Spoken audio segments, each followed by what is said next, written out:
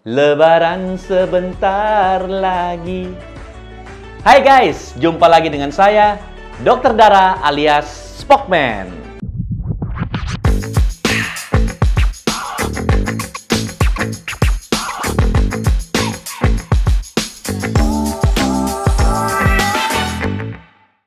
Guys, gak terasa nih, beberapa hari ke depan, insya Allah kita akan masuk ke hari Lebaran. Nah, termasuk bumil nih. Bumil kan juga lebaranan dong, tetapi harus diwaspadai. Ada dua hal yang bisa saja mengganggu kesehatan atau bahkan kebugaran bumil. Nah, perhatikan apa aja itu. Yang pertama, mudik. Yang kedua, makanan pada saat Lebaran. Jadi guys, Lebaran ini kan memang momen penting ya, momen penting bagi semua orang, hampir seluruh penduduk, terutama Indonesia ya, baik yang merayakan Lebaran maupun yang tidak merayakan Lebaran. Kenapa? Karena semua orang tuh hampir memanfaatkan momen Lebaran ini untuk mudik, pulang kampung, ya kan, bertemu dengan keluarga dan tentunya makan makanan yang dia kangenin, makanan di kampungnya tersebut. Nah, sekarang kita sudah tahu, tadi saya sempat sebutkan bahwa ternyata mudik dan makanan Lebaran ini ternyata bisa menjadi problem pada bumil dan mengganggu kesehatannya. Nah, kita bahas satu demi satu ya. Berbicara mudik, ini tahun 2022 pada saat video ini dibuat. Pada saat ini, Lebaran yang nanti akan kita jelang bersama, ini Lebaran yang sudah dinanti-nanti. Kenapa? Karena udah 2 kali Lebaran tuh kita nggak boleh pulang. Kita tidak disarankan mudik sama pemerintah akibat pandemi COVID-19. Lebaran 2022 ini itu bisa diprediksi akan terjadi kemacetan. Bayangin aja kalau untuk di Jawa ya, tol itu dibikin sampai satu arah. Saking apanya? Karena diprediksi akan begitu banyak manusia yang pulang ke kampungnya lewat jalan darat. Nah, yang harus disadari, mudik ini tidak serta-merta lewat jalan darat, ya kan? Naik mobil, kereta api, tetapi juga bisa lewat udara, pesawat terbang, atau bahkan melalui laut dengan kapal. Nah, ada yang beberapa pasien saya nanya, "Dok, saya udah aman nggak sih mudik?" Terutama dia yang hamil di trimester pertama. Atau bahkan kadang-kadang ada yang udah trimester 3. "Dok, ini masih bisa mudik nggak ya dok? Takutnya nanti tiba-tiba mudik lahiran di kampung lagi, padahal saya mau lahiran di Jakarta." Jadi untuk memudahkan berbicara mudik ini, saya bagi menjadi per trimester. Ya. Jadi sebenarnya mudik ini boleh dilakukan oleh bumil pada trimester kapanpun juga. Kita udah tahu lah rumus umum yang selalu saya katakan, kehamilan itu 3 trimester. Trimester 2 tuh yang paling boleh ngapa-ngapain, termasuk mudik. Tetapi, masa sih orang trimester pertama nggak boleh mudik? Sedih amat. Trimester 3 juga nggak boleh mudik? Ya nggak kayak gitulah. Makanya nih ada beberapa hal yang mau saya sampaikan di sini. Buat kalian yang lagi hamil trimester pertama atau trimester 1, jangan lupa kalau mau mudik, pastiin nih gimana kondisi kalian. Mual muntah terutama. Apakah mual muntahnya masih berat? Kalau memang masih berat, minta obat sama dokter, ya kan? Dan jangan salah-salah makan pada saat kalian pulang kampung nanti. Di kampung tahu-tahu yang orang Palembang nih, aduh makan pempek, asam-asam ya, itu namanya cari perkara. Boleh mudik untuk ketemu keluarga, orang tua, family dan segala macam, tapi hati-hati makan kalau kalian masih mual-mual. Jadi biasanya itu minta obat, lambung jangan kosong pada saat perjalanan supaya nyaman. Kalau enggak, kalian bisa mual-mual. Apalagi kalau trimester pertama masih mual-mual, naik kapal laut, takutnya tambah mabuk laut. Wah, tambah payah nanti. Harus juga diwaspadai biasanya trimester pertama tuh kalau masih ada flek-flek atau ada kram-kram. Perut bagian bawah tuh, ada kontraksi rahim. Biasanya dokter kandungan pasti akan kasih penguat kandungan dan juga obat anti kontraksi. Jangan lupa, pada saat mudik itu sudah rumus umum nah ya. Kalau kalian trimester pertama tuh lambung jangan kosong, jadi bawalah makanan-makanan kecil, kue-kue kecil, ya kan? Saya rasa kalau ibu hamil bicara kue-kue itu sudah otomatis ya. Ini cuma sekedar mengingatkan lagi, dan jangan lupa untuk selalu bawa botol air, minum air. Itu jangan pernah lupa, karena ibu hamil itu perlu cairan yang lebih banyak. Nah, sekarang kita berbicara bagi kalian yang hamil di trimester 2. Trimester 2 itu cenderung masalah tuh hampir sudah sangat minimal ya. Biasanya mual muntah juga udah berkurang, flek-flek itu biasanya udah minimal karena sejak 4 bulan sudah terbentuk plasenta atau ari-ari, itu biasanya yang menjaga atau menguatkan kandungan atau kehamilan. Jadi kehamilan biasanya cenderung lebih aman lah. Nah, tetapi bisa saja terjadi yang namanya kontraksi rahim. Akibat apa? Mungkin kecapean. Contohnya apa? Yang siap-siap kalian mudik dengan mobil. Contohnya mau pulang ke Jawa Tengah atau bahkan ke Jawa Timur lewat tol Jawa kan udah kebuka. Harus waspadai kalau terjadi kemacetan parah. Kenapa tuh? Karena bisa saja duduk yang terlalu lama itu menyebabkan kontraksi rahim. Makanya jangan pernah lupa kalau kalian perjalanan jauh, kalau bisa 2-3 jam sekali, kalian tuh meregangkan kaki. Itu paling penting gitu loh. Ini berlaku juga yang buat naik pesawat terbang ya. Tapi rasanya sih kalau bicara mudik di Indonesia, kan mungkin penerbangan tuh nggak jauh-jauh banget, kecuali barangkali yang dari Jakarta terbang ke Papua ya, itu mungkin agak jauh tuh.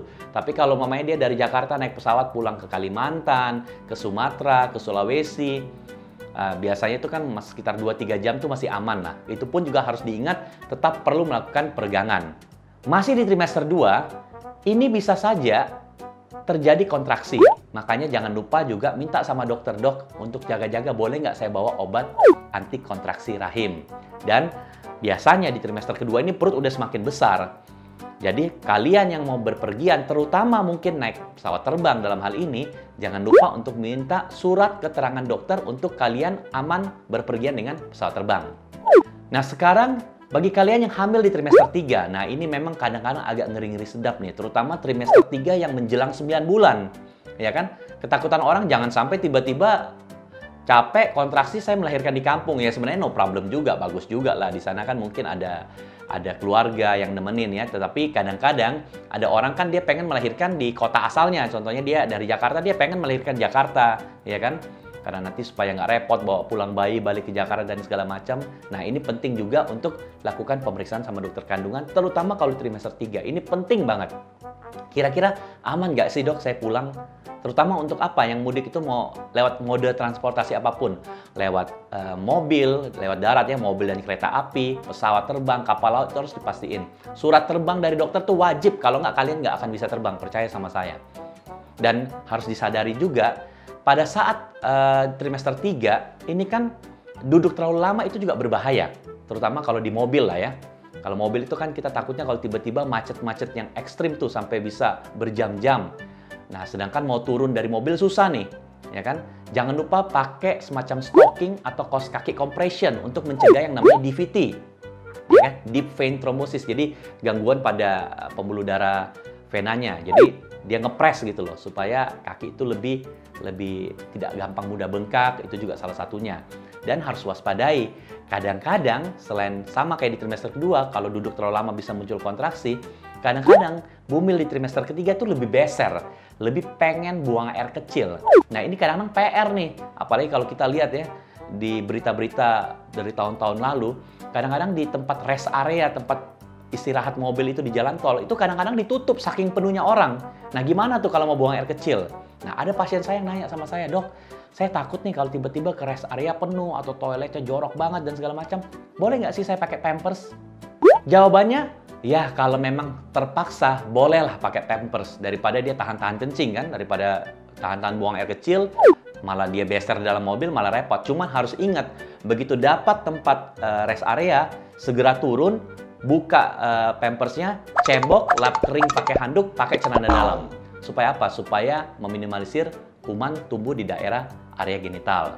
Nah, jangan lupa juga kalau yang sudah semester 3 ya tentunya kita harus pakai baju yang nyaman ya, yang longgar, yang apa namanya, bahannya itu tidak mudah berkeringat, dapat menyerap keringat, tapi ingat pakainya harus tetap sopan.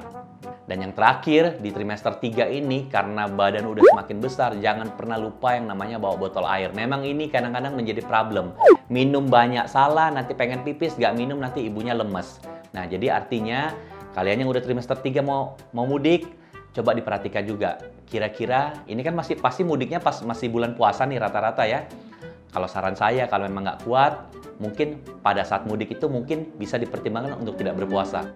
Jadi guys, sekali lagi, mudik melalui darat, udara, dan laut, ini memang persiapannya beda-beda, itu harus kalian perhatikan. Tetapi poin-poin penting yang seperti saya sebutkan di atas tadi.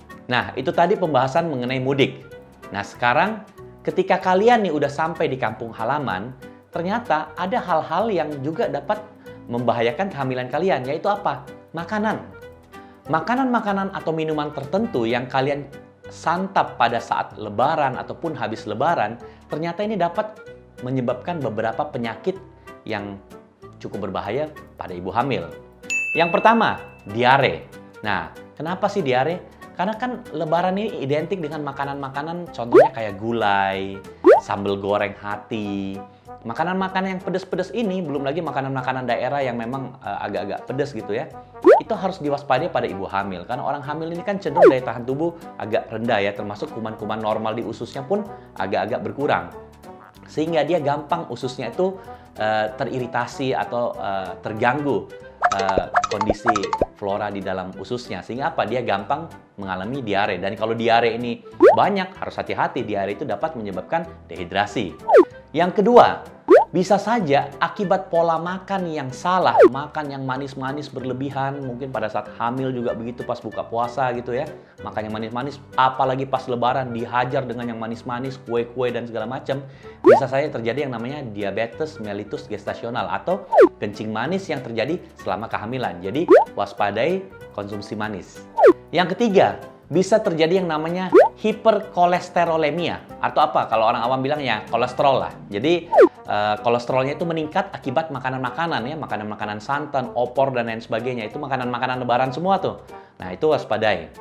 Dan yang terakhir, waspadai yang namanya preeklamsia ataupun hipertensi dalam kehamilan. Karena ini bisa juga terjadi akibat makanan dan juga salah satunya kalau bumil itu makannya berlebihan sehingga berat badannya tiba-tiba naik drastis. Nah, salah satu peningkatan berat badan yang drastis itu dapat memicu terjadinya preeklamsia. Nah, yang berikutnya lagi makanan yang tinggi karbohidrat ya.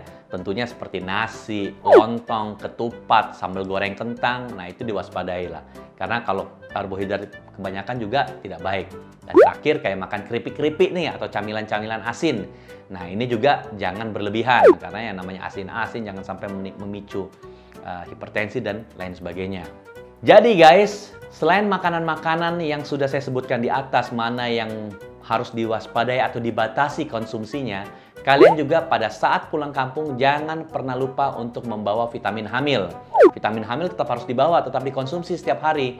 Dan jangan lupa juga konsumsi makanan berserat agar kesehatan usus kalian tetap terjaga.